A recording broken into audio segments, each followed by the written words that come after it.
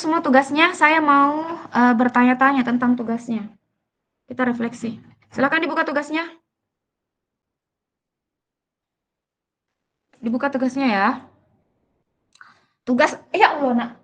Astagfirullah. Nah, ya, silakan dibuka tugasnya.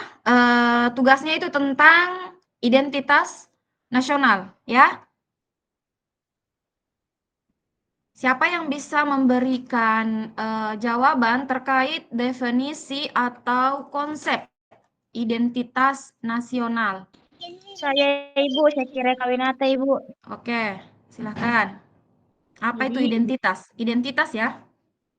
jadi identitas nasional itu merupakan suatu kesatuan, ciri khas, nilai, simbol, dan karakteristik yang menjadi jati diri suatu bangsa. Dalam konteks Indonesia, identitas nasional ini mencerminkan kekayaan budaya yang beraneka ragam, namun dipersatukan oleh nilai-nilai kebangsaan. Ya, itu pengertian identitas nasional. Bagus. Jadi, kalau kita berbicara terkait identitas secara mandiri, identitas saja berarti dia adalah ciri, keadaan, atau jati diri yang dimiliki oleh seseorang. Dan identitas inilah yang kemudian menjadi penanda dan pembeda dengan orang lain. Oke? Ya, ini tidak apa-apa ya, saya sambil ngomong. Nah, identitas nasional itu seperti yang dikatakan tadi oleh temannya, dia adalah ciri khas suatu bangsa. Ada yang lain? Ada yang lain? Ayo. Gak apa-apa, sama juga tidak apa-apa. Yang penting ada beberapa pendapat yang kita dengar. Kan pasti tidak sama persis ya kalimatnya. Coba, apa itu identitas nasional? Saya Ibu, Raisen. Raisa Nur Alifkah. Oke, silahkan. Simbol untuk memperkokoh identitas nasional, Ibu. Simbol untuk memperkokoh ciri khas kita. Oke, jangan ditekan. Simbol untuk memperkokoh identitas nasional atau identitas negara kita. Oke. Selanjutnya, berikan contoh jenis-jenis identitas negara. Contoh jenis identitas. Contoh identitas negara kita apa aja? Bahasa Indonesia. Oke, Raisen ya. Raisen ya. Silakan dibuka kameranya Zahira. Kameranya dibuka ya. Oke, Raisa, boleh. Silakan.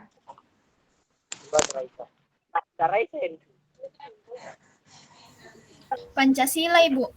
Pancasila, bagus. Yang lain, apa Bahasa lagi? Indonesia. Bahasa Indonesia. Oke, siapa lagi? Raisen, siapa? Uda Fitria, boleh. Bendera merah putih. Bendera, bagus. Siapa lagi? Ada tombol Raisen ya di game Meet. Coba diperhatikan. Ada tombol Raisen. Lagu kebangsaan. Karen. Lagu kebangsaan, Ibu. Ya, lagu kebangsaan. Ya Allah. Semboyan Bhinneka Tunggal Ika, Bu.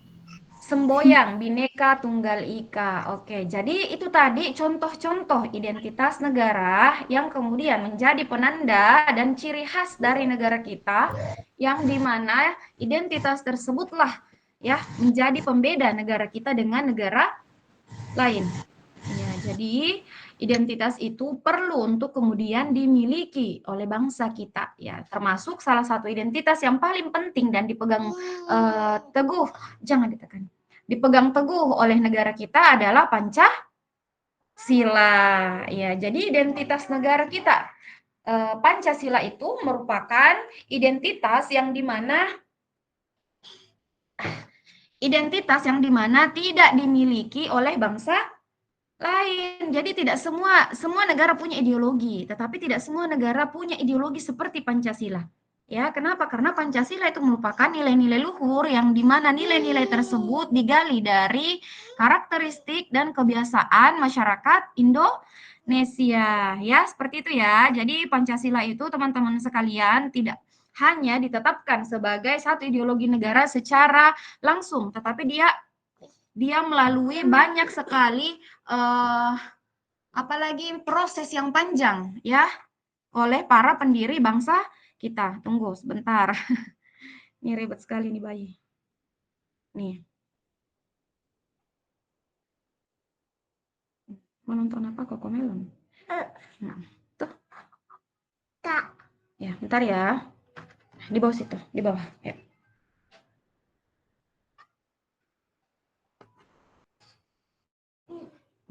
Duduk, duduk. Ya. Jadi itu tadi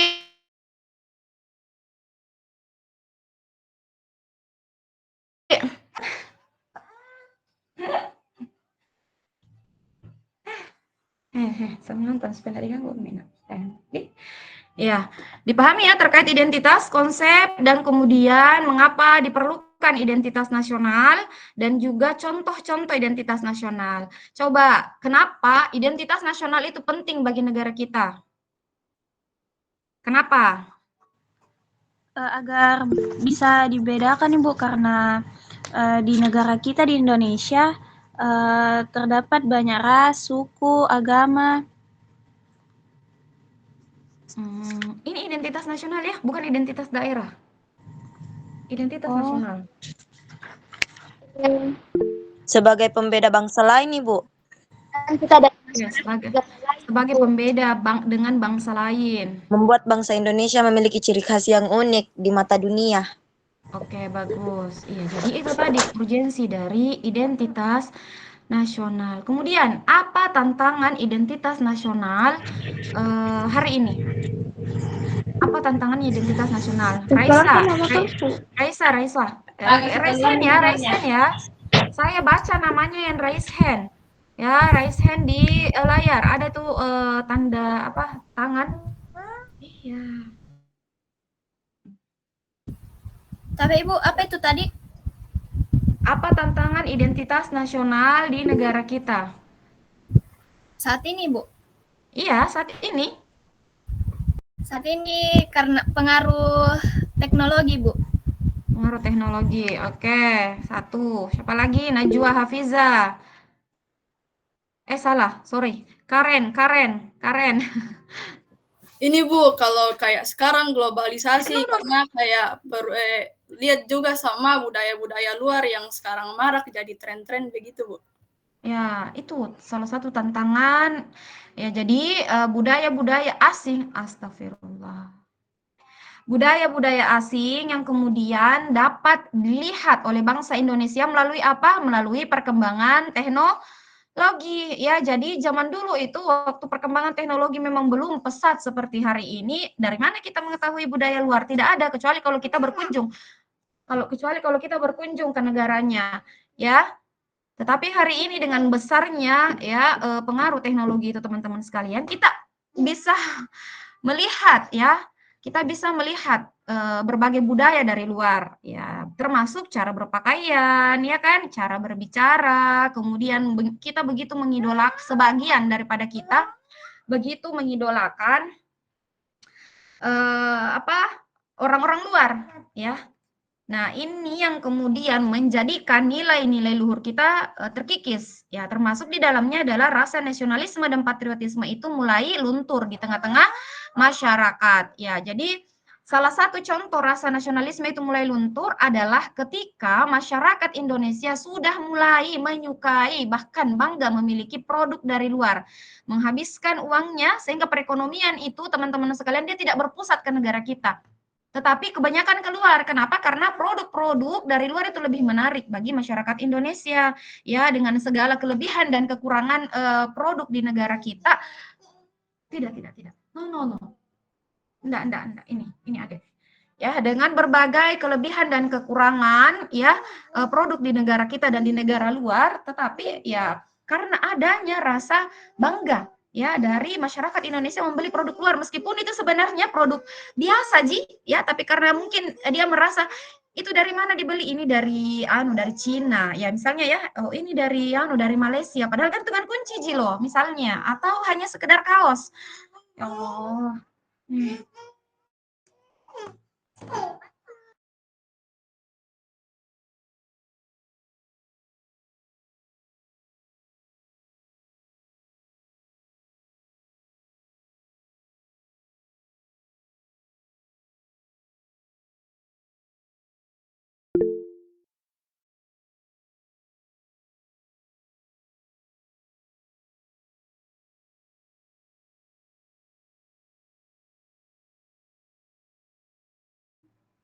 Dipahami ya?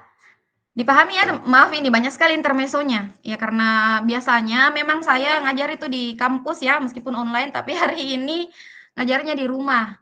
Ya. Jadi teman-teman sekalian, salah satu nasionalisme yang kemudian mulai terkikis tadi adalah ketika masyarakat kita mulai cinta, bangga dengan produk dari luar. Ya. Apa upaya kita untuk ya, apa upaya yang bisa kita lakukan untuk kemudian mempertahankan identitas nasional kita. Ya Allah. Selain Raisa, coba yang lain. Ini. Ini. Caca, silahkan.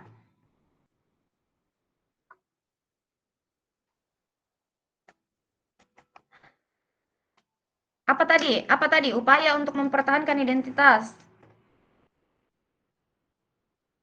Kita tidak aneh, Bu. Ah?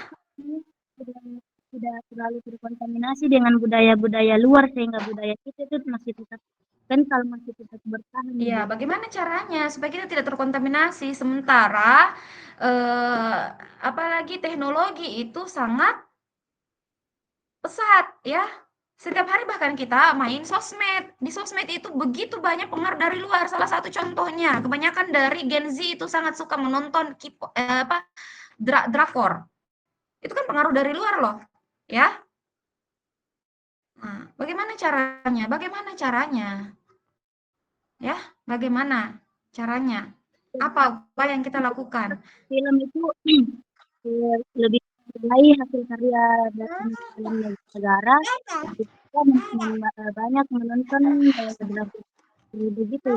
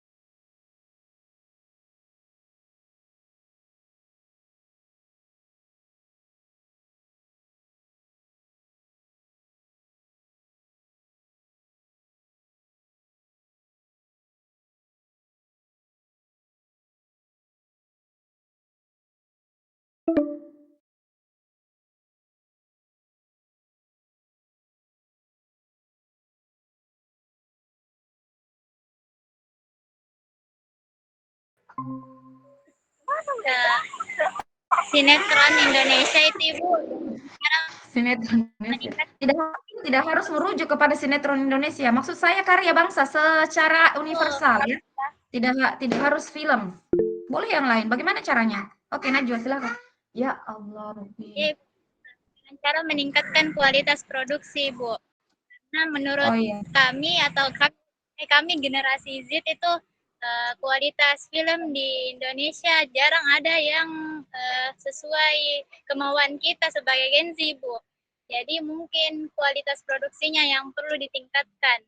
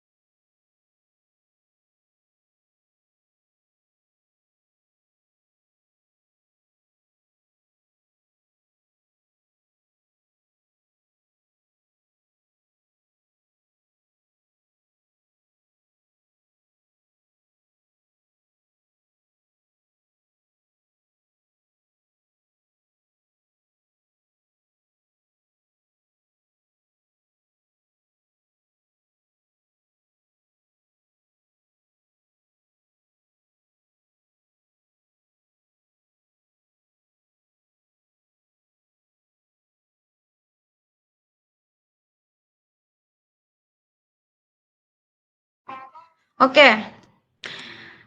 Apa upaya selain dari Caca tadi? Mau kemana Caca? Pakai helm. Siapa itu? Rizky Atul Anwar. Baik Ibu, terima kasih atas kesempatannya. Menurut saya, agar kita bisa menyaingi atau agar negara kita tuh tidak selalu tergantung pada produk luar, kita tuh harus menyaingi atau menyamakan kualitas produk luar dengan produk lokal Ibu. Seperti contohnya kemarin film Jumbo itu sukses karena dia tuh sudah setara dengan kartun produk luar Ibu. Iya, bagus. Baik, terima kasih Jadi, Bu. bagaimana cara kita, negara kita ya, orang-orangnya itu suka dengan produk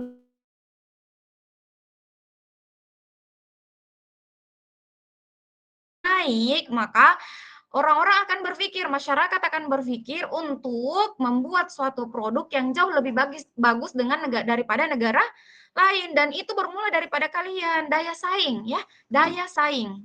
Artinya timbul kreativitas yang baru. Ya, sebagai contoh, saya tidak tahu saya pernah bicara di kelas ini atau tidak. Sebagai contoh kita bandingkan saja dengan negara Cina. Saya pernah bilang di sini tidak? Belum. Kita bandingkan dengan negara Cina. Di negara Cina sana, mereka sebelum ujian ya, jauh sebelum ujian mereka itu belajarnya effort banget. Kan kalian bisa lihat video-video tersebar bagaimana pelajar-pelajar Cina itu menyusun buku-buku pelajaran di mana? Di atas meja belajarnya. Nah, hari ini kita tidak ya. Kebanyakan dari anak bangsa itu masih menggunakan teknologi untuk membantu mereka belajar. Ya, integritas itu masih rendah.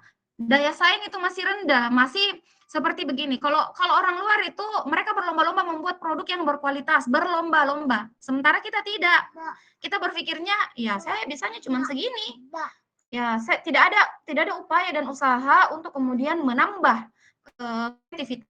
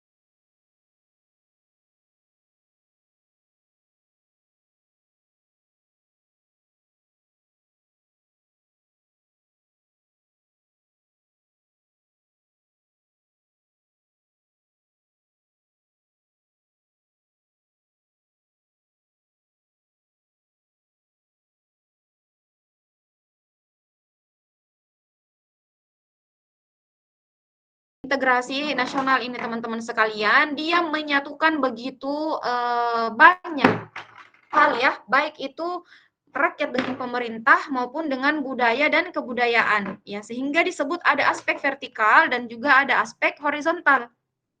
Ya, jadi aspek vertikal itu antara masyarakat dengan pemerintah, sedangkan aspek horizontal itu antara masyarakat dengan suatu budaya tertentu dengan masyarakat yang lain.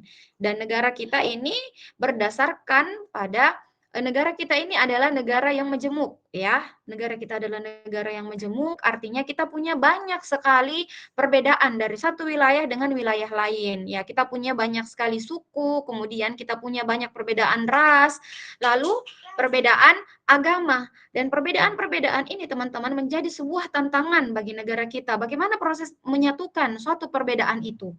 Ya, makanya negara kita memikirkan karena kita punya dari Sabang sampai Merauke kita punya banyak kepulauan dan setiap pulau itu punya ciri khas masing-masing. Ya, kemudian integrasi nasional adalah mempersatukan bagian-bagian unsur dan elemen yang terpisah dari masyarakat menjadi satu kesatuan yang lebih bulat sehingga menjadi suatu bangsa. Nah, ini sejarah pertumbuhan kesadaran berbangsa. Jadi dalam proses menyatukan suatu bangsa itu, dalam proses integrasi nasional itu perlu ada namanya kesadaran berbangsa. Ya. Dipahami ya? Dipahami Alia, Akifah? Dipahami ya? Iya, Ibu.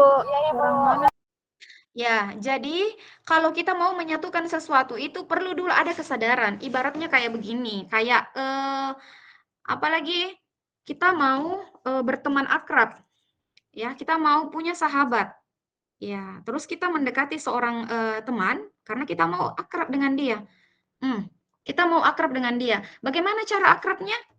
Itu harus ada kesadaran dari keduanya. Jadi kalau satunya saja mau, tapi yang satunya tidak mau, itu tidak bisa jadi sahabat. Harus dua-duanya mau jadi berteman. Nah, itu namanya proses untuk menyatukan sesuatu itu perlu kesadaran. Ya, perlu ada kesadaran. Nah, kalau untuk mengintegrasikan negara kita, integrasi nasional itu bisa terwujud dari kesadaran berbangsa. Ya, ini ada sejarah pertumbuhan kesadaran berbangsa di negara kita. Yang pertama ada namanya masa perintis. Ya, jadi di masa perintis ini itu muncul ya dengan itu ditandai dengan munculnya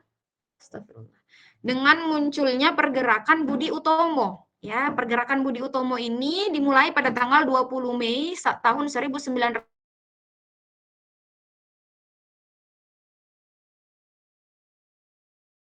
Ya, jadi ada namanya masa perintis, artinya masa membangun kesadaran berbangsa itu. Nah, masyarakat sudah mulai sadar bahwa pada saat itu kan kita masih dijajah tahun 1908 itu teman-teman. Pada saat itu kita masih dikuasai oleh Belanda dan sekutu. Ya, sehingga muncul perlawanan daripada masyarakat untuk apa? Untuk menyatukan seluruh bangsa Indonesia, menyatukan seluruh masyarakat Indonesia. Untuk apa? Untuk memperoleh sebuah kemerdekaan ya. Kemudian ada namanya masa penegas ya. Ini teman-teman sekalian diperhatikan ya, akan ada tanya jawab sebentar ya.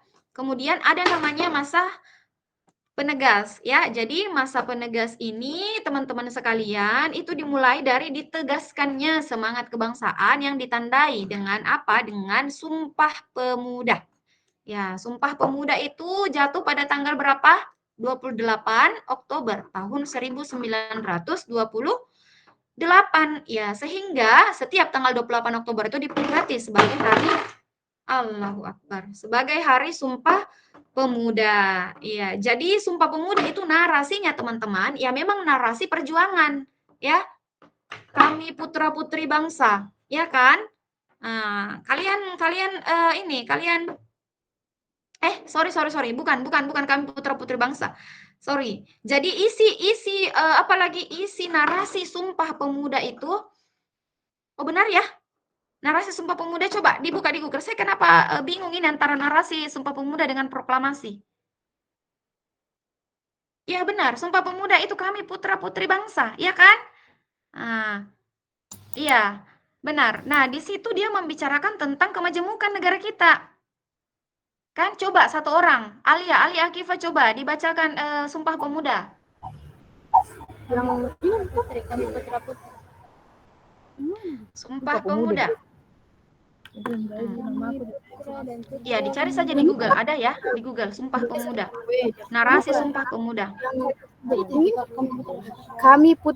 Kami putra dan putri Indonesia mengaku bertumpah darah, yang satu tanah air Indonesia. 2, kami putra dan putri Indonesia mengaku berbangsa, yang satu bangsa Indonesia. 3, kami putra dan putri Indonesia menjunjung bahasa persatuan bahasa Indonesia. Nah, itu dia menunjukkan kemajemukan negara kita, ya kan? Kita punya banyak budaya, kita punya banyak bahasa, tetapi kita mengakui ya bahwasanya itu tidak menjadi penghalang untuk menyatukan bangsa kita, sehingga dikatakan sebagai masa penegas, menegaskan ya bahwa perbedaan itu tidak menjadi penghalang bagi negara kita untuk bersatu. Kemudian ada namanya masa percobaan. Ini kelihatan tidak adik-adik sekalian? Kelihatan tidak? Kecilan ya. Nanti saya kirim ke grup ketua tingkat, nanti ketua tingkat sebar ke kalian ya.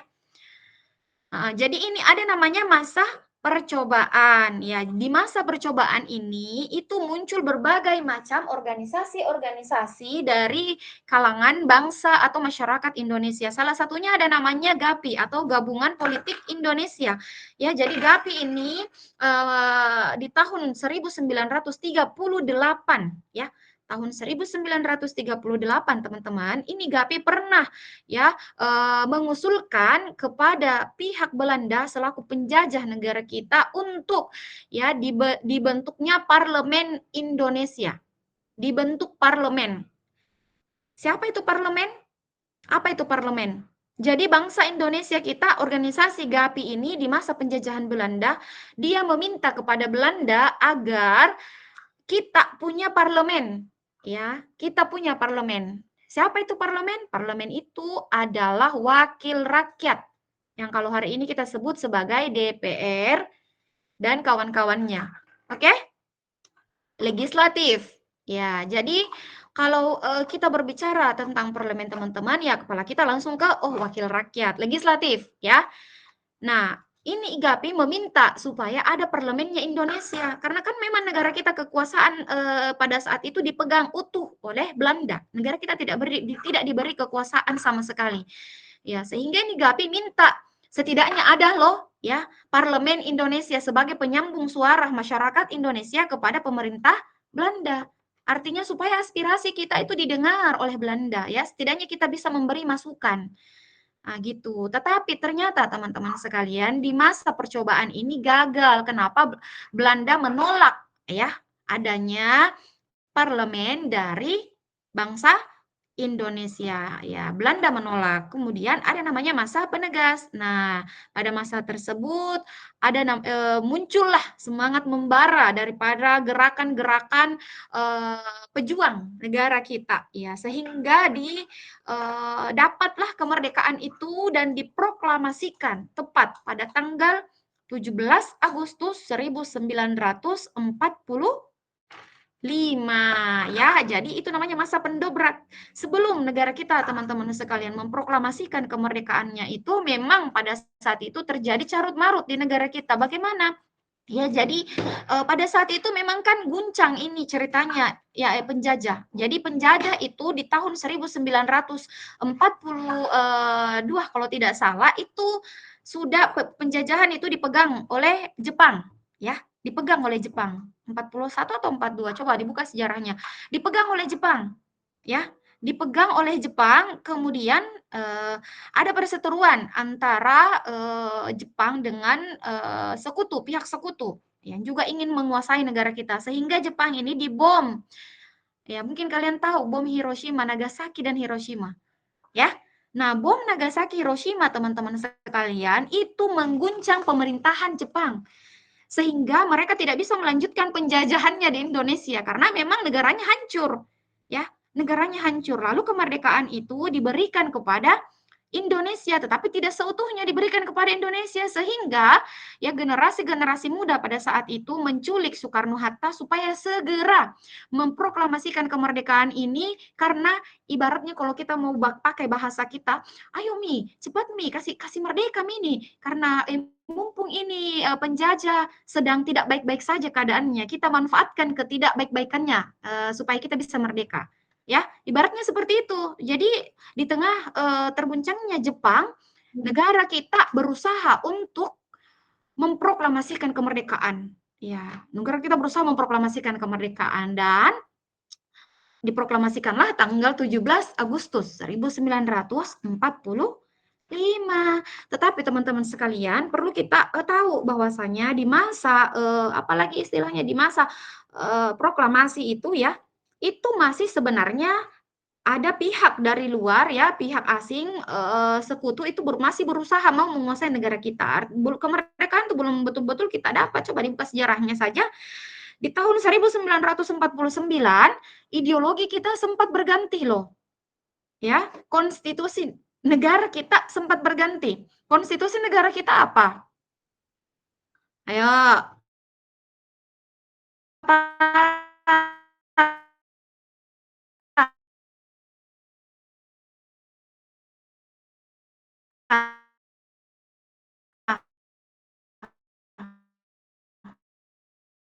Punya konstitusi apa? Ayo.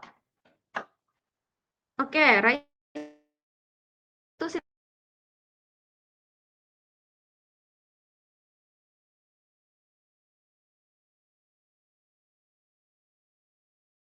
yang dijadikan itu 1945. Nah, pada saat apalagi diresmikannya konstitusi negara kita, teman-teman sekalian, maka secara tidak langsung ya juga diresmikan ideologi negara kita, karena ideologi negara kita ada di dalam pembukaan Undang-Undang Dasar 1945. Apa ideologi negara kita? Ayo, kalian harus bedakan ya, yang mana konstitusi negara, yang mana ideologi negara. Selain Raisa, silakan yang lain. Yang lain. Pancasila, Bu. Yang lain, angkat tangan dong. Angkat tangan. Raisen. Oke, Airin, boleh, silahkan.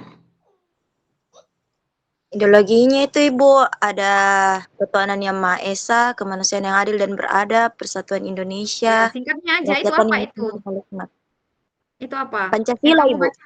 Iya, ideologi negara kita adalah Pancasila. Jadi kalau bertanya orang konstitusi negara apa? Undang-Undang Dasar. Ideologi negara apa? Pancasila. Ya, karena ditetapkannya ideologi negara, maka ditetapkan pula lah ditetapkannya konstitusi negara, maka ditetapkan pula lah ideologi negara, tertuang secara konstitusional namanya. Kenapa? Karena ideologi negara kita itu ada dalam pembukaan Undang-Undang Dasar, kan di alinea keberapa? Alinea keberapa? Kita punya 4 alinea ya, ada alinea pertama, kedua, ketiga, keempat. Karen, alinea keberapa Karen? Ideologi negara itu, alinea keberapa? Keempat, Bu. Keempat, Bu.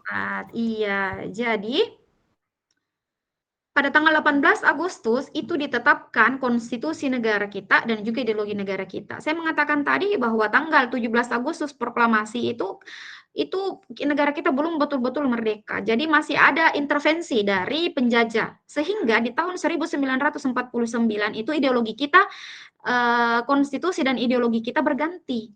Ya, ada yang tahu? Itu berganti menjadi konstitusi RIS namanya. Mungkin kalian pernah dengar ya di mana? Di SMA. Nah, konstitusi RIS namanya. Apa itu konstitusi RIS? Apa konstitusi RIS? Zahra Sahira, silahkan. Iya, boleh. Zahra Sahira. Republik Indonesia Serikat. Ya, jadi konstitusi negara kita itu bukan lagi Undang-Undang Dasar, tetapi Republik Indonesia Serikat di tahun 1949. Kalau tidak salah, ingat ya.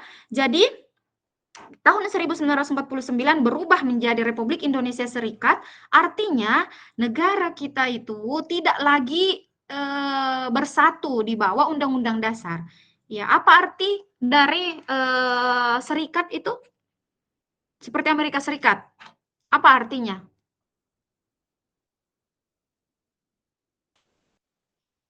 Apa? Oke, Airin, silakan. Serikat itu artinya perkumpulan atau organisasi yang dibentuk oleh sekelompok orang dengan tujuan tertentu, Ibu. Ya, maksud saya negara serikat ya. Kalau dia negara serikat. Ya. Boleh. benar tadi itu kata serikat, arti mandirinya. Coba negara serikat, dia seperti apa contohnya? Negara serikat.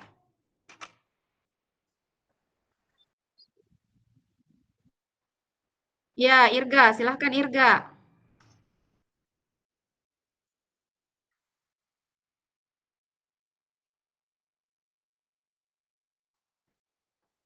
Iya, jadi negara serikat itu bukan bilang memiliki lebih dari satu pemerintah ya, tetapi punya negara-negara bagian. Ya, boleh dikatakan lebih dari satu pemerintah, cuman ini mungkin mau dipertegas Irgi, tah, supaya tidak ambigu, tah. Mungkin Irgi memahaminya punya pemerintah-pemerintah kecil, di luar dari pemerintah pusat, seperti negara bagian. Kan di Amerika Serikat itu presidennya kan siapa sekarang presidennya? Donald Trump kan? Itu presiden. Nah, tetapi dia punya negara bagian, dia punya negara-negara bagian yang di mana negara bagian itu juga punya pemimpin negara. Dipahami ya? Jadi Indonesia pada saat itu mau dijadikan seperti Amerika Serikat atau biasa disebut sebagai negara federasi. Ya, negara federal. Nah, artinya kalau dia jadi negara serikat, maka pada saat itu adalah negara Sulawesi Selatan, ya. Pada saat itu ada namanya negara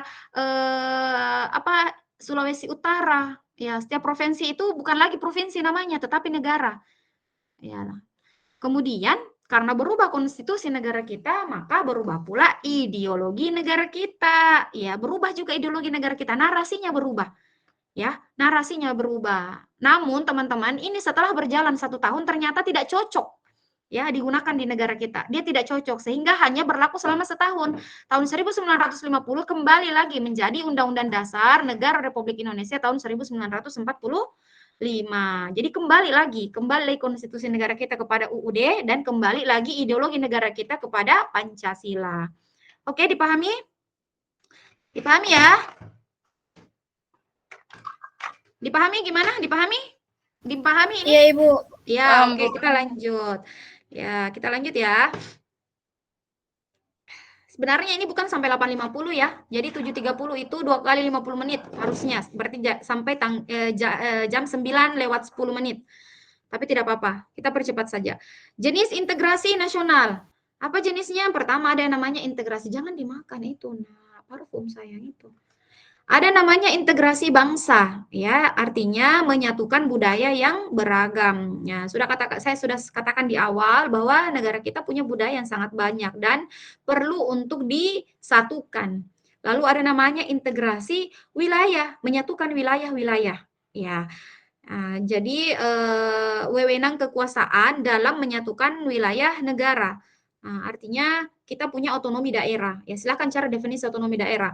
Kita punya otonomi daerah, artinya setiap hukum di setiap aturan di wilayah-wilayah itu ada perbedaan. Ya, diberikan kekuasaan kepada pemerintah daerah untuk mengatur wilayahnya masing-masing. Nah, bagaimana caranya untuk menyatukan perbedaan aturan, kemudian perbedaan signifikan dari wilayah-wilayah tersebut? Ada namanya aturan pokok. Aturan pokok kita adalah kembali lagi ke Undang-Undang Dasar 1945.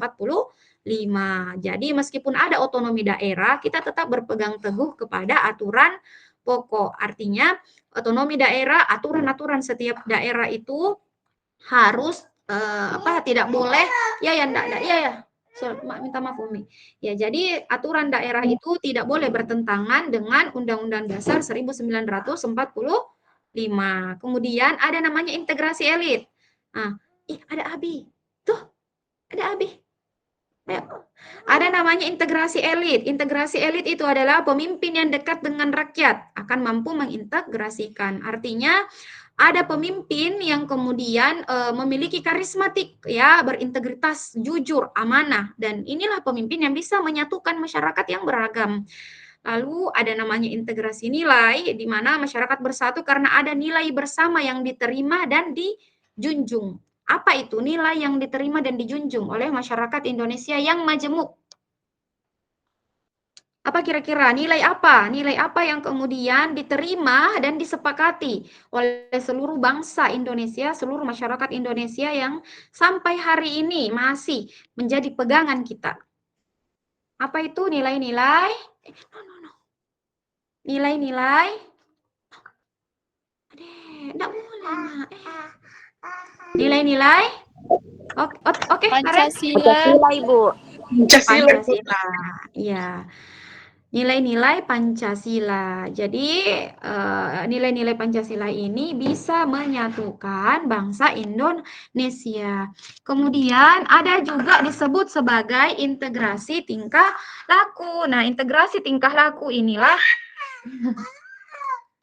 integrasi tingkah laku ini di mana tingkah laku yang terintegrasi dan diterima demi mencapai tujuan bersama.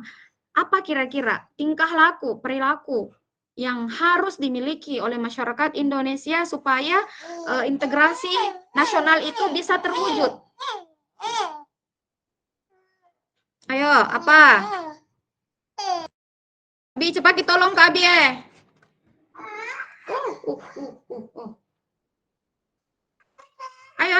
Siapa? Ayo Kak Abi, nak. Ayo, Kak Abi. Ayo, Kak Abi. Ayo, ada Abi dulu. Ayo, siapa? Selain Karen. Siapa ini? Arina Arianti, silahkan. Integrasi, Ibu. Toleransi, gotong royong. Oke.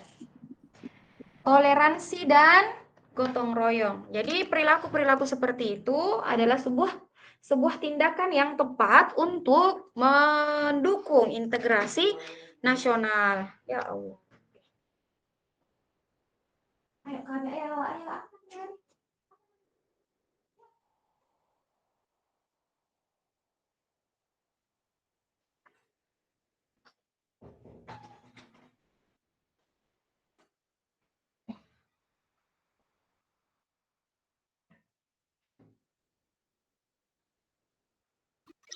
Iya, jadi ya saya minta maaf ya karena banyak sekali gangguan, apalagi distraksi dari tadi. Bu. Iya, jadi iya kenapa Karen? Itu kursornya boleh kayak dikasih ditekan yang di bawah Bu, biar besar PPT-nya dilihat Bu. Kalau saya tekan ini show-nya ya, kalau saya tekan show-nya saya tidak lihat wajah kalian, ya. Nanti saya bagi, oke? Nanti saya bagi, ya. Nah. Atau saya kasih besar sedikit mungkin di sini, Dik. Saya kalau show ini teman-teman, saya tidak lihat wajah kalian. Jadi saya mau lihat wajah kalian. Oh ini juga Anda bisa ditekan. Ya. Jadi itu tadi perilaku, contoh perilaku yang disampaikan oleh Arina. Arina dibuka kameranya Arina Arianti. Ya perlu saya sampaikan di perkuliahan ini teman-teman, salah satu etika ya, etika pembelajaran yang kalian pelajari dalam filsafat pendidikan itu adalah melakukan sesuatu yang formal ketika kita berada dalam forum-forum formal juga. Artinya ya kalau dalam proses perkuliahan ya dosen sudah membuka kamera, berarti meskipun tidak diminta kalian juga harus membuka kamera ya. Itu bagian daripada etika pendidikan ya, bukan hanya terkait dengan etika moral ya, tapi etika pendidikan pun juga berbicara seperti itu. Oke? Ya. Integrasi tingkah laku. Bayangkan kalau misalnya di negara kita orang-orangnya tidak toleran atau intoleran. Sementara negara kita adalah negara yang majemuk. Pasti kacau balau. Kenapa? Karena setiap suku, setiap wilayah akan mengangkat suku dan wilayahnya masing-masing. Setiap suku, setiap agama akan menghina suku dan agama yang lain dan menganggap agamanya lah yang paling benar. Dan itu akan memicu konflik besar bagi negara kita, ya. Itu memicu konflik yang besar sehingga dibutuhkan adanya perilaku-perilaku yang mampu menyatukan. Kemudian selanjutnya ada yang disebut sebagai aspek integrasi. Apa saja? Aspek integrasi itu menyentuh apa saja? Dia pertama menyentuh politik, perpolitikan negara kita. Ya, jadi di dalam ranah politik itu yang perlu untuk kemudian diintegrasikan ada disebut sebagai dimensi vertikal dan juga dimensi horizontal seperti yang tadi di awal kita bicarakan terkait konsep integrasi. Nah, dimensi yang bersifat vertikal ini menyangkut hubungan antara pemerintah dan rakyat. Vertikal itu kan dia berdiri kan, berdiri ke atas, lurus ke atas, garis lurus ke atas. Artinya antara pemerintah dan masyarakat di bawah. Iya, antara pemerintah dalam masyarakat di bawah dalam rangka mengembangkan proses politik yang partisipatif. Ya, partisipatif. Ya, negara kita adalah negara demokrasi. Artinya, ketika negara dikatakan negara demokrasi, berarti kedaulatan tertinggi itu ada di tangan siapa? Kedaulatan tertinggi ada di tangan siapa? Negara demokrasi. Oke, di mana Raisa? Silakan. Rakyat, Ibu. Oke, kedaulatan tertinggi ada di tangan rakyat. Artinya, rakyat itu harus memberikan aspirasi penuh dalam proses perpolitikan dan juga pemerintahan Indonesia. Sebagai contoh, setiap pemilihan presiden untuk mengangkat presiden dan wakil presiden menjadi pemimpin negara itu harus ada suaranya rakyat, ya, rakyat yang memilih. Dan itu mulai terjadi di tahun 2004. Ya, Presiden Susilo Bambang Yudhoyono, ya, presiden pertama yang kemudian dipilih oleh rakyat. Sebelumnya itu presiden kita dipilih oleh MPR, ya, oleh MPR. Kemudian diganti karena adanya amandemen 1 sampai 4 pada Undang-Undang Dasar, makanya ada perubahan perubahan moral di situ. Salah satunya adalah perubahan sistem pemerintahan, ya, sistem pemilihan maksud saya. Ya, itu. Jadi dimensi vertikal ini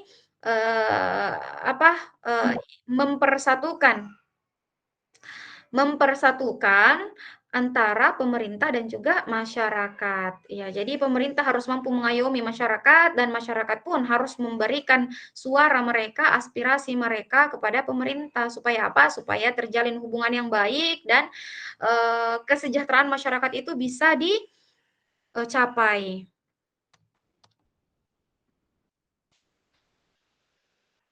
Iya. Kemudian ada yang disebut sebagai dimensi horizontal. Nah, dimensi horizontal ini menyangkut hubungan yang berkaitan dengan masalah teritorial, kemudian antar daerah, antar suku, umat beragama, dan golongan masyarakat Indonesia. Jadi dimensi ini menyatukan suku, agama, ras, ya, pokoknya dia menyatukan hubungan perbedaan secara horizontal. Horizontal itu kan dia garis lurus ke samping, ya, berarti masyarakat dengan masyarakat. Dipahami ya, kedua dimensi ini maksudnya. Nah, lalu ada juga disebut sebagai integrasi ekonomi. Aspek dari menyatukan itu menyentuh ranah perekonomian. Nah, berarti terjadinya saling ketergantungan antara daerah dalam upaya memenuhi kebutuhan hidup rakyat. Jadi menjadikan wilayah dan orang-orang yang dari berbagai latar akan mengadakan kerjasama yang saling menguntungkan dan sinergis. Ya, sebagai contoh, ya, daerah satu dengan daerah lain itu mereka saling mendukung untuk kemajuan daerahnya. Apa contohnya kira-kira? Terkait dalam hal perekonomian. Apa contoh dalam hal perekonomian? Bagaimana daerah satu dengan daerah lain itu bekerja sama dalam hal perekonomian? Contohnya saja, supaya memajukan daerah tersebut, ya, supaya memajukan daerah tersebut. Ibaratnya ada yang hidup di pesisir, ada yang hidup di gunung. Ya. Yang hidup di pesisir tidak mungkin makan ikan terus. Yang hidup di gunung tidak mungkin tidak makan ikan. Ya, pasti mereka juga mau makan ikan. Jadi ada namanya proses kerjasama. Bagaimana caranya? Ayo.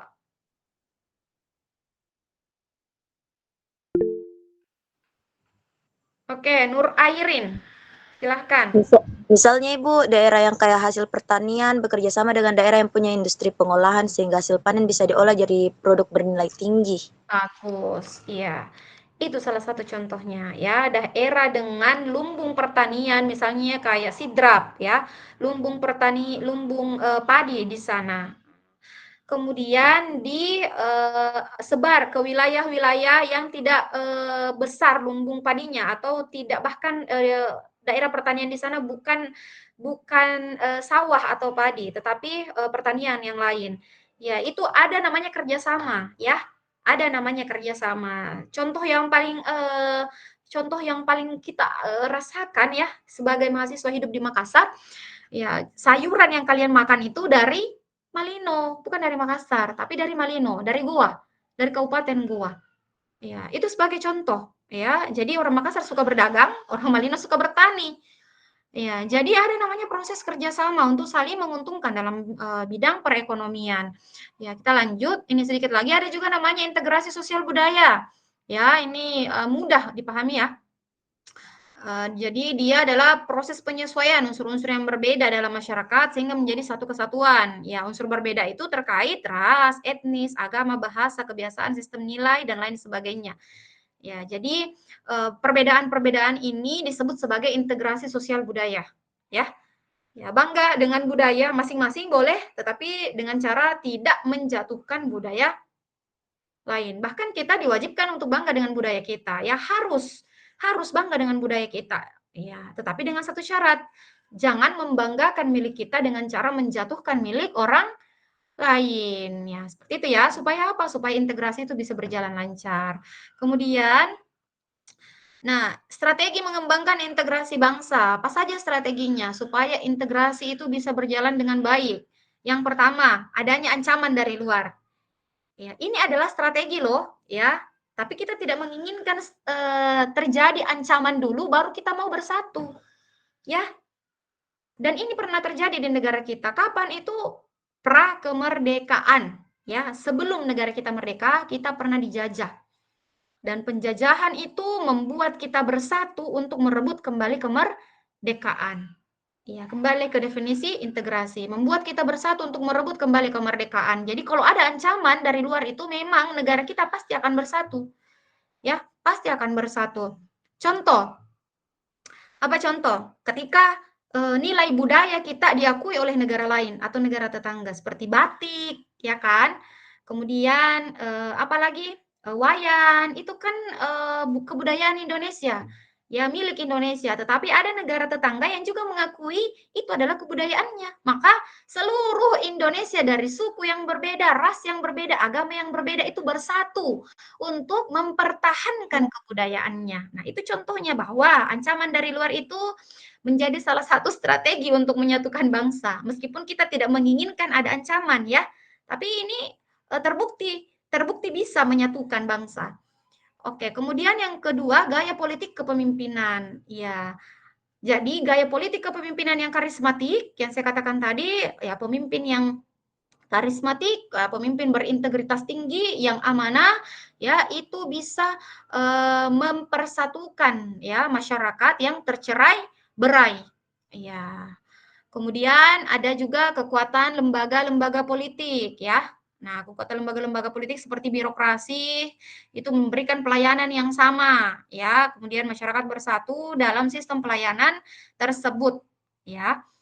Nah, selanjutnya ideologi nasional itu juga salah satu strategi. Saya sudah katakan tadi ideologi kita adalah Pancasila. Ya, jadi ideologi ini adalah nilai bersama yang bisa mempersatukan masyarakat Indonesia, yaitu Pancasila. Ya, ini juga salah satu strategi. Kemudian kesempatan pembangunan ekonomi. Dengan pembangunan ekonomi yang merata, maka hubungan dan integrasi antar masyarakat itu akan semakin mudah dicapai. Ya, hanya saja pada kenyataannya hari ini pembangunan perekonomian negara kita itu belum merata. Ya, kenapa Tirta? Ada apa? Ya, kita lanjut ya. Sebagai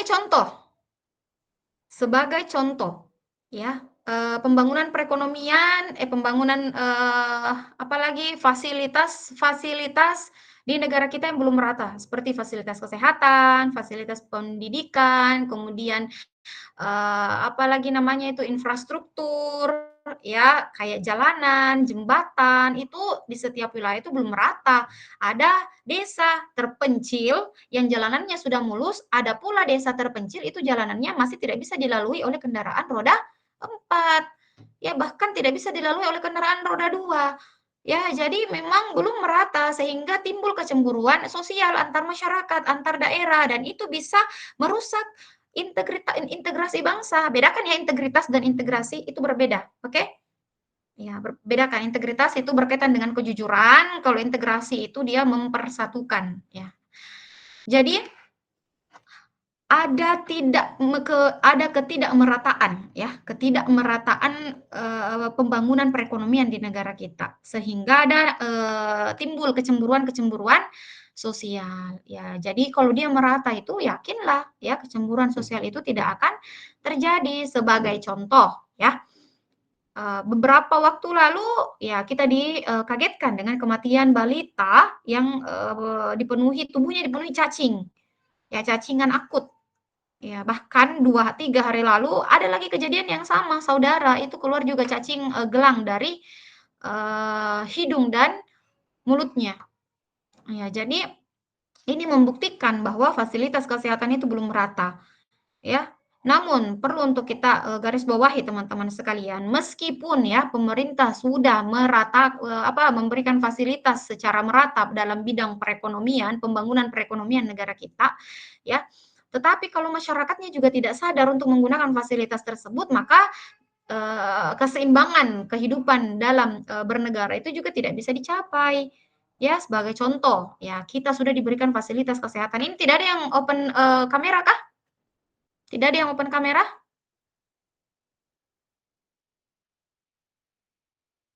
Karena di layar itu saya cuma lihat wajah saya, atau Open cam, Ji, Bu. Ada, Ji. oh, ada, Ji? Oke. Ya. Sampai mana tadi? Ya, jadi meskipun pemerintah kita sudah menyediakan fasilitas-fasilitas ya di setiap daerah-daerah pelosok bahkan, tetapi ketika tidak ada kesadaran daripada masyarakat Indonesia untuk menggunakan fasilitas tersebut, maka sama saja dikali nol. Ya, sebagai contoh, kita dikasih fasilitas kesehatan, tetapi masyarakatnya masih lebih suka berobat di dukun, ya. Contohnya, itu kan tidak bisa berjalan dengan baik. Kemudian diberikan fasilitas pendidikan yang gratis di pelosok-pelosok, tetapi masyarakatnya lebih suka tidak menyekolahkan anaknya, ya diajak saja ke sawah, diajak ke kebun. Nah, ini juga tidak bisa berjalan dengan baik. Jadi harus ada kerjasama antara pemerintah dan juga masyarakat. Ya, nah ini ada tantangan integrasi nasional. Tantangannya itu berasal dari dimensi horizontal dan juga dimensi vertikal.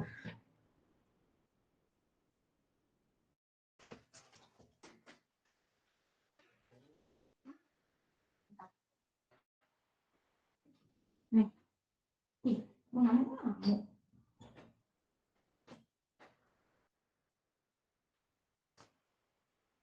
Iya. Apa contohnya? Tantangan integrasi nasional pada dimensi horizontal. Ini saya sudah menjelaskan tadi, saya hanya ingin mengulang kalian. Coba berikan contoh.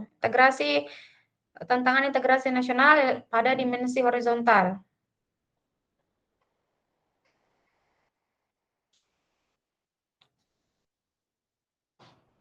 Ayo, saya tunjuk ya.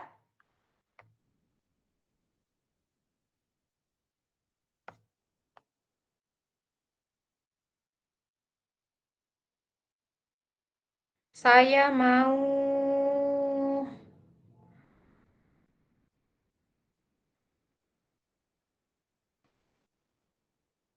yang tadi namanya tidak pernah muncul, Aldalia Silviana. Mana Aldalia Silviana?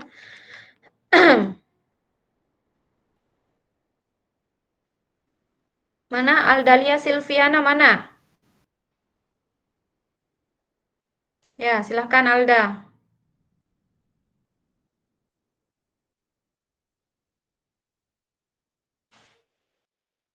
Mana? Silahkan.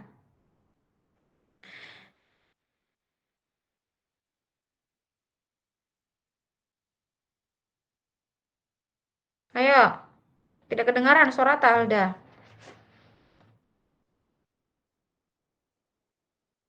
Mic-nya bermasalah atau bagaimana? Mana Alda? Ini kalian ada jika di dalam Gmeet? Halo. Ibu, halo? Ibu? Iya. Tabe. Didengar suaraku, Bu? Iya. Ya, apa tantangan integrasi nasional? Izin tapi pada apa tadi Ibu? Karena saya tadi tidak on cam. Ya, makanya on cam ya. Fokus dan perhatikan perkuliahan. Kalian pekan depan UTS loh. Pekan depan kalian UTS ya. Saya mau menginformasikan setelah perkuliahan, tapi saya informasikan sekarang. Tantangan integrasi nasional pada dimensi horizontal. Silahkan. Apa tantangan integrasi nasional pada dimensi horizontal?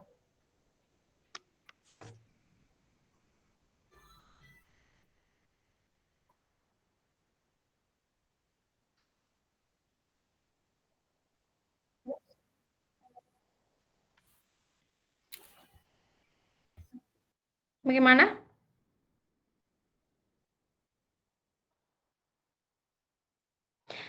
Revaliana Rizky. Mana Revaliana Rizky?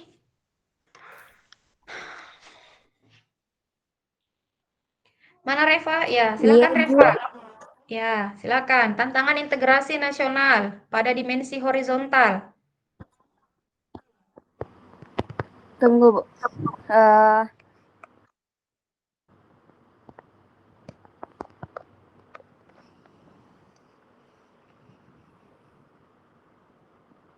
Tantangan integrasi secara horizontal berkaitan dengan penyatuan masyarakat yang berbeda suku, agama, ras, dan budaya, Bu.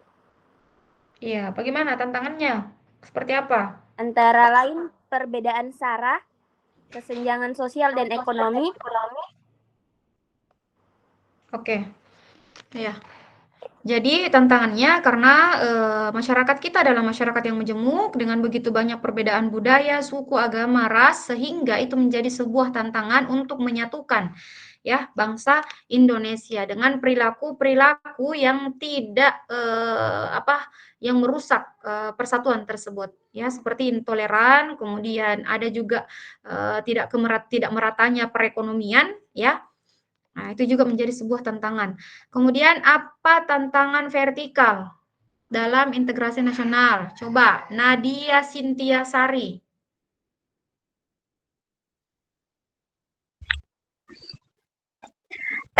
Tantangannya itu kayak perbedaan kebijakan antara pemerintah sama masyarakat yang di bawah, Ibu. Perbedaan kebijakan antara pemerintah dengan masyarakat? Kurang tepat ya. Harfiah Hikmah. Coba dipelajari kembali, Nadia. Ya, saya tadi sudah jelaskan ini terkait vertikal. Harfiah Hikmah, mana Harfiah Hikmah? Harfiah Hikmah. Harfiah Hikmah, mana? Wah, saya curiga ini hanya nama yang terpajang di Google Meet, tapi ternyata orangnya entah kemana. Citra Lestari. Citra. Iya, Ibu. Ya, silakan. Berikan contoh tantangan tantangan integrasi nasional pada dimensi vertikal. Seperti kesenjangan antara elit dan dengan massa. Iya, apa kesenjangannya? Apa? Tantangan itu kan memang ada kesenjangan. Apa kesenjangannya? Karena apa? Kenapa dia istilahnya bertolak belakang antara pemerintah dan masyarakat? Kenapa? Karena apa?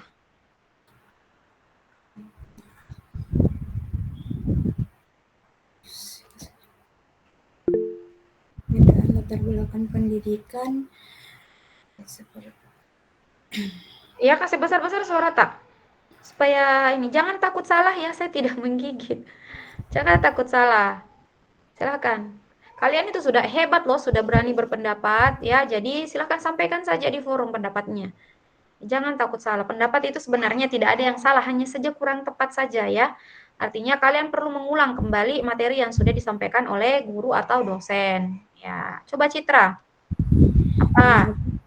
perbedaan antara latar belakang pendidikan dengan gaya hidup antara kelompok yang elit dan dengan massa, seperti kalau kelompok yang elit di perkotaan dengan massa yang di perdesaan kurang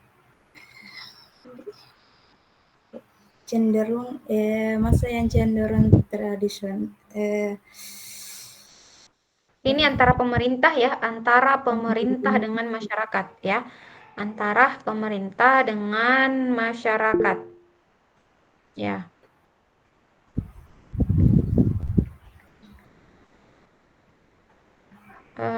Feni, mana Feni? Feni Olivia. Ya, silakan Feni. Ya, Bu. Ya, silakan. Berikan contoh tantangan integrasi nasional pada dimensi vertikal. Oke. Ini sepertinya akan berakhir ini gamitnya. Jadi setelah berakhir kita masuk lagi ya, sekitar 10 menit. Ya, Bu. Ya. Karena sudah 8.49. Coba Feni, apa tantangan integrasi nasional pada dimensi vertikal? Perbedaan pandangan, kepentingan, dan nilai antara kelompok elit dan masyarakat biasa, Bu. Perbedaan kepentingan. Iya, sama cara pandangnya, Bu. Cara pandang.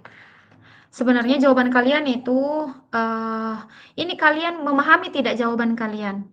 Kalian paham tidak jawaban yang kalian sampaikan di sini, itu kalian pahami tidak maksudnya? Terlalu abstrak, ya? Terlalu abstrak. Tidak konkret. Artinya orang mudah berspekulasi, ya? Ya, terlalu abstrak, tidak konkret. Jadi kalau kita berbicara tentang tantangan vertikal, berarti langsung memberikan contoh konkret di lapangan. Tantangan vertikal itu berarti hubungan antara pemerintah dan juga masyarakat yang tidak harmonis. Kenapa? Karena kurangnya, terkikisnya kepercayaan masyarakat kepada pemerintah, sehingga selalu ada konflik antara masyarakat dengan pemerintah. Ya, selalu ada konflik. Kenapa masyarakat tidak begitu percaya lagi dengan pemerintah? Ya, karena salah satunya, pertama, pemerintah terkadang membuat suatu kebijakan di mana kebijakan itu tidak merata di semua daerah. Kemudian yang kedua, fasilitas-fasilitas baik fasilitas kesehatan, fasilitas pendidikan, kemudian infrastruktur tidak merata, sehingga ada rasa masyarakat itu rasa kecewa kepada pemerintah. Jadi ada hubungannya ya antara dimensi horizontal dan juga dimensi vertikal. Nah, sebagai contoh, pemerintah tidak menyediakan fasilitas-fasilitas atau tidak meratanya fasilitas di setiap wilayah di Indonesia, ya itu kan menimbulkan rasa benci atau ketidakpercayaan antara masyarakat kepada pemerintah, dan itu pun juga menimbulkan ya kecemburuan sosial antara masyarakat dari wilayah satu yang terpenuhi fasilitasnya dan wilayah yang lain yang tidak terpenuhi. Ya, jadi kemudian yang kedua, ya pemerintah terkadang membuat suatu kebijakan yang merugikan masyarakat. Ya, artinya kebijakan tersebut ternyata hanya ya menguntungkan kelompok-kelompok elit. Ya, seperti yang tadi kalian katakan, itu sebenarnya jawabannya sudah betul ya, tetapi hanya terlalu abstrak ya untuk dipahami. Ya, jadi butuh penjelasan yang konkret, contoh yang lebih konkret terjadi di masyarakat supaya teman-teman kalian yang mendengar itu bisa lebih paham. Oh, kayak gitu loh. Nah, tantangannya ternyata terkikisnya kepercayaan masyarakat kepada pemerintah dengan berbagai permasalahan yang tadi. Ya, karena kebijakan yang tidak merata, kemudian kebijakan yang tidak berpihak kepada masyarakat kecil, tetapi hanya kepada kelompok-kelompok elit tertentu, seperti itu ya. Dipahami ya? Dipahami terkait horizontal dan vertikal ini? Iya, Ibu. Iya, bagus. Kita slide terakhir. Silakan difoto tugas untuk pekan depan. Ini tugas kedua. Silakan difoto. Sekretaris sudah hadir? Sekretaris sudah hadir? Sekretaris, Ibu. Gabung sama Akifa, Ibu.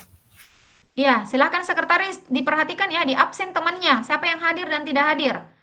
Ya, dilihat siapa yang hadir dan tidak hadir. Ini soal untuk tugas pekan depan. Jadi ketua tingkat silahkan untuk tugas pekan depan juga itu di map ya. Kalau bisa diklip lalu dimasukkan di map dan tulis di depan mapnya tugas kedua. Oke? Tugas pertama juga seperti itu. Ya. Tapi Ibu. Kenapa, Tirta? Kapan batas pengumpulannya? Pekan depan. Ini cuma 3 soal ya. Oh Pekan iya depan. Bu, makasih. Ya, pekan depan. Ibu, Kemudian, THB Ibu, di kertas apa ditulis? folio bergaris ya. Boleh kertas binder. Kertas binder aja supaya lebih Baik, hemat. terima Kalian kasih pakai Ibu. kertas binder. Jadi pekan depan kita UTS ya adik-adik sekalian. Untuk soal UTS-nya itu saya ambil dari materi yang pertama konsep dan fungsi pendidikan kewarganegaraan yang kalian pelajari di awal ya, awal pertemuan kita. Kemudian materi terkait identitas negara yang menjadi tugas kalian, tugas pertama. Kemudian juga terkait dengan perkuliahan hari ini, materinya integrasi nasional. Ya, jadi materi UTS kita itu membahas di 3 materi ini. Ya, soal-soalnya berasal dari 3 pembahasan ini. Jadi silahkan kalian pelajari. Adapun untuk PPT hari ini nanti saya kirim ke grup ketua tingkat untuk kalian pelajari. Namun perlu diperhatikan penjelasannya ya. Kalau ada yang sama berarti kerjasama. Oke, pekan depan kita UTS ya. Ini selesai difoto tuh soalnya. Mengapa perlu Iya, integrasi sudah Ibu. nasional? Ya. Iya, Ibu. Sudah Oke. Baik, adik-adik sekalian, untuk perkuliahan hari ini kita cukupkan ya. Terima kasih untuk partisipasinya. Belajar yang baik ya, belajar yang baik, perbaiki catatan karena UTS kita open book ya. UTS-nya open book, jadi silakan dicatat semua yang perlu dicatat mulai dari pertemuan pertama sampai pertemuan hari ini. Oke? Ya, kita cukupkan hari ini dengan ucapan alhamdulillah. Assalamualaikum warahmatullahi wabarakatuh. Waalaikumsalam warahmatullahi wabarakatuh. Terima kasih banyak Ibu. Ya, oke. Ibu. Iya. Ayo guys. Ibu. Kertas